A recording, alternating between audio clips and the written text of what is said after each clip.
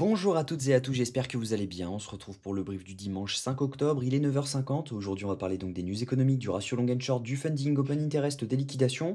On regardera ce que font les whales en finissant par l'analyse technique de Bitcoin. Mais avant ça, on va regarder donc ce qui s'est passé hier. Je vous avais dit qu'il y avait potentiellement un retour dans cette zone, donc la zone en rose là qu'on voit juste ici, pour ensuite pouvoir avoir un rebond et taper la TH étant donné qu'on avait pas mal de shorts qui s'étaient ouverts et donc par conséquent c'est ce qu'on a fait. Donc plutôt sympa, on a rebondi pile sur la zone donc on le voit clairement juste ici et donc ensuite on est venu faire un ATH pour taper donc les 126 000 dollars quasiment 125 800 dollars. Donc vraiment intéressant ce move. Actuellement on est potentiellement sur un top court terme du moins. Maintenant est-ce que c'est un top long terme, ça on va voir. Mais voilà, en tout cas, techniquement, ça ne ressemble actuellement pas à un top, mais au niveau des datas, on n'est pas loin.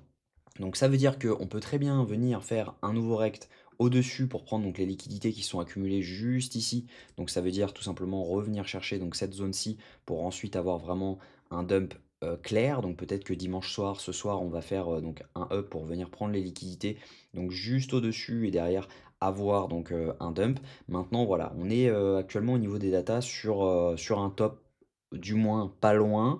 Et au niveau technique, ça y ressemble, mais c'est pas encore le cas. On a donc pas encore de setup en M15, etc. Donc ça veut dire qu'il ne faut pas forcément s'amuser à short tout de suite.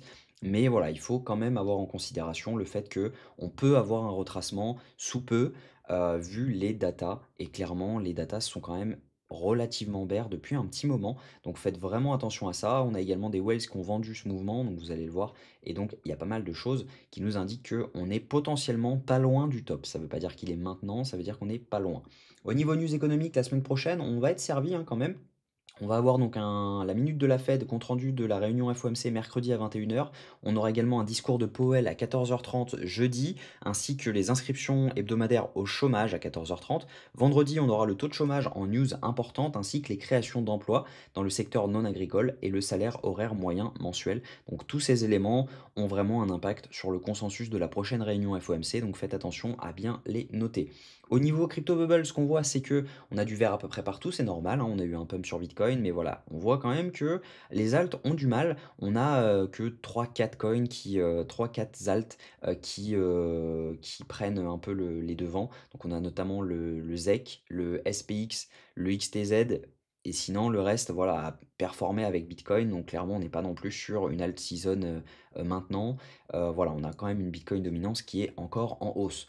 Au niveau funding open interest, ce qu'on voit, c'est qu'on a vraiment beaucoup de longs qui sont ouverts. Donc on voit donc un pump de l'open interest juste énorme, avec un pump des funding énorme également. On est au-dessus de la moyenne actuellement, donc la moyenne étant à 0,01, on est au-dessus de la moyenne actuellement. Donc on sait que tout ici, à partir de donc d'ici, c'est que du long qui s'est ouvert. Donc ça veut dire que on a énormément de liquidations à venir prendre juste en dessous ici, juste en dessous ici, juste en dessous ici également. Enfin, il y en a vraiment partout à mon avis. On va regarder avec les liquidations, mais clairement, voilà, on a des liquidations partout là-dedans et on voit clairement que même ici, c'était du long qui s'était ouvert. On le voit juste ici, donc on a eu une hausse de l'open interest avec une hausse des funding et on voit clairement qu'il n'y a pas eu beaucoup de fermeture.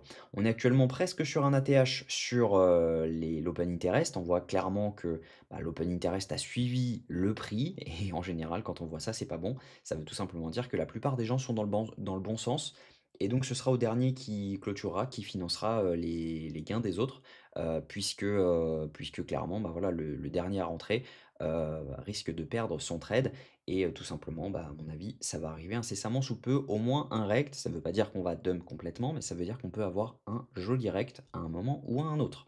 Au niveau liquidation, ce qu'on voit, c'est que, on a la plupart des liquidations qui se trouvent quand même au sud. On a donc un cluster de liquidité à venir prendre au 124 173 dollars. Le deuxième cluster se trouve au 122 700 dollars. Et ensuite, on voit qu'on a vraiment une accumulation énorme. Si jamais je me mets sur une semaine, voire 2 semaines, on va regarder. On a quand même beaucoup de liquidations à venir prendre en dessous et pas grand chose au-dessus. Donc ça ne veut pas dire qu'on ne peut pas aller chercher les 126 000 dollars, hein, clairement. On peut très bien venir les prendre. Mais dites-vous bien une chose, c'est que on n'est pas loin d'avoir un retracement sur Bitcoin en tout cas. Au niveau de ce que font les whales ont acheté ce mouvement, on le voit clairement, donc elles ont acheté juste ici, on voit donc avec ce mouvement sur le mouvement des whales, on a eu des achats, les micro-whales également, et on voit actuellement qu'on est en train d'assister à des petites ventes. Si jamais je me mets en M5, est-ce que ça va fonctionner? Parce que des fois, ça ne fonctionne pas sur iBlock. Quand on se met en M5, on va regarder, mais voilà, on voit clairement de toute façon qu'on a des ventes au niveau micro whales actuellement et des ventes au niveau des whales. Donc clairement, voilà, pour l'instant, c'est pas forcément ce qu'il y a de plus boule. Donc iBlock a décidé de bugger. Bon, c'est pas grave, vous avez vu de toute façon le principe. Donc techniquement, ce que je pense, c'est que on est actuellement pas loin d'un top. Si jamais on regarde en M15, on a rebondi actuellement dans le FVG, on a validé notre break of structure juste ici, ça reste clean pour derrière pouvoir repartir à la hausse.